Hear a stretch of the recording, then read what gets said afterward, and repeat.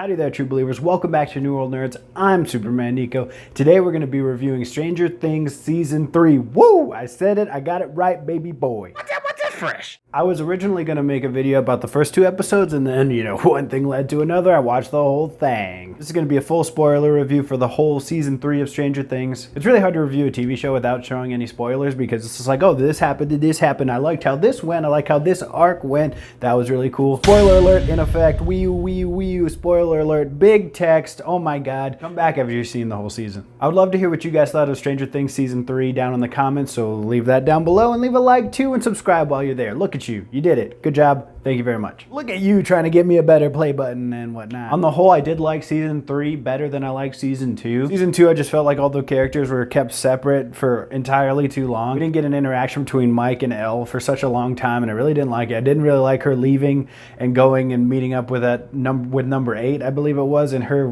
gang. I thought she was using her powers to do really stupid stuff. It just seems like she's like, oh yeah, we're fighting against the man. That's what it's like, no, you guys are just stealing because you don't want to go to work. Like, that episode last season just seemed like a backdoor pilot, and I didn't want anything to do with it. I just felt that the reasons that they were kept apart were pretty contrived, and we're only doing it so you can get that payoff there at the end. This season had it a little bit, but you still got, when a character wasn't with the main group, they were still with somebody else, so I still enjoyed those interactions. So the contrivances in this season didn't seem as heinous. I watched these episodes in bunches, like the first 4 episodes, really dug them, watched the whole thing, couldn't stop watching. I had to stop watching because I had a final the next day, so I watched 4 episodes, then I watched 2 episodes, and then I watched the last 2. The last 2 episodes I felt like I didn't like as much as I liked the first half of the season. I really dug the small character stuff, like Hopper getting mad because Eleven's not leaving the door open 3 inches. I really like those aspects of this season. I really like just spending time with these characters. I love living in Hawkins, living in this world, and spending time with these characters. I just felt like there was this middle bit that was just keeping people apart for no real reason.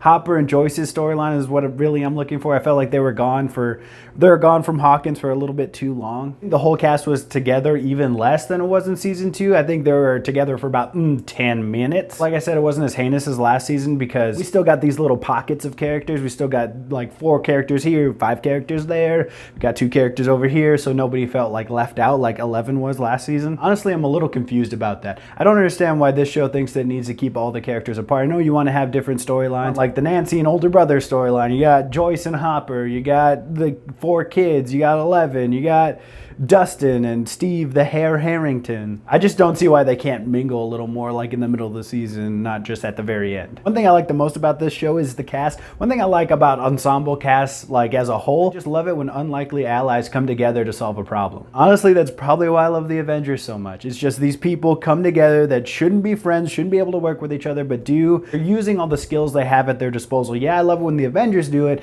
because it's awesome, but I also love it when people in Stranger Things do it because they're just regular people, so they all have nice little skills to complement each other. Like, I loved when Bob the Brain was figuring out everything. It was just like, hey, this regular guy can figure this out. I really enjoyed that. Season 3, the stakes were never higher. The Mind Flayer was left in the real world, made itself a crazy, goopy body, and was attacking the children. It was attacking Eleven because it knows it's the only thing that can defeat it. Makes a lot of sense. The stakes were never higher, but I never felt like any of the characters were in real danger. That was just me thinking about Netflix and how much money this show makes for them. Gave each character this impenetrable plot armor. I went from, like, in the previous season being like, oh, how are they going to get out of this one, to going and being like, oh, how are they going to get out of this one? The kids were in over their heads way more than ever in this season. Whenever stuff got worse, I wasn't like, oh my god, how are they going to get out of this? I'm like, okay, how are they going to figure these 15-year-olds are going to get out of this situation? How are these 15-year-olds going to defeat this giant blob monster? Of course, with fireworks. These characters felt vulnerable, but I didn't care as much because I knew that they were going to win because of outside factors. So maybe that's not necessarily the show's fault, that's just my fault. Okay, I'll take that. But that did get me thinking that these kids should probably lose one of these seasons. At the end of Stranger Things Season 1, 11 beats the Demogorgon, boom, everyone lives happy ever after. Yeah, she gets stuck in the upside down, she comes out, it's okay. Season 2, close the gate, everybody wins, everyone goes to the winter ball. Season 3, defeat the real Mind Flayer, move away, everyone's fine. Yes, they're separate, but everything is going to be okay. The gang still won. They tease Season 4 at the end, of course, because you have to do another season, we know.